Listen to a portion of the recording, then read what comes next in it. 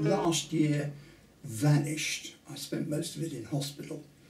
So I wasn't cataloguing for Saunders, and when I was asked to come back and catalogue this sale, I was a bit nervous because I hadn't sourced any of it. And indeed, when I first took a look around, I was worried that there wasn't going to be enough stuff or enough good stuff. But it came in, and we've got some wonderful things in the sale.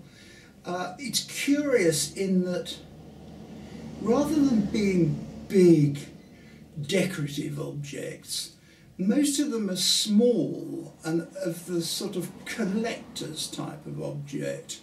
The scholar's table, objects used by the scholar to write or paint pictures, scrolls.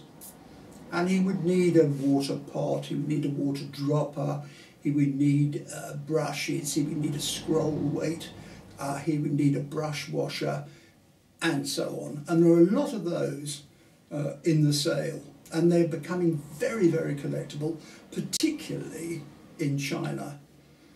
Now, of course, in the 19th century, the British were in China making a terrible nuisance of themselves, flogging opium to the Chinese, and they did terrible things like sacking the summer palace and just nicking stuff. It's still over here, and now the Chinese have got money, they're buying it all back again, and quite right too. This is a Chinese ivory dating from the early 20th century, probably carved in Canton, and it probably depicts one of the 8 Taoist immortals.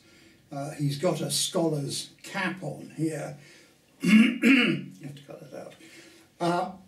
And he's holding a book, so he's probably Lu Dongbin, who was the god of literature and examinations, and a very popular god in China. This is a libation cup. You put some liquid in it, which was usually a wine, but it could be other things like chicken's blood. And you poured it on the ground as a libation to the gods.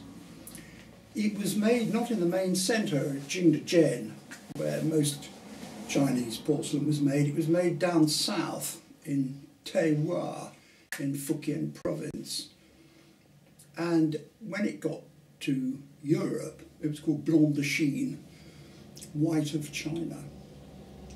And it was always white, and almost never coloured. Quite a lot were gods of one sort or another, but these libation cups were very, very popular, and they were put into cabinets of curiosity, which any grand house would have. And into that would go Oriental ceramics, gods, and later, when the English got to making porcelain, that would go in too.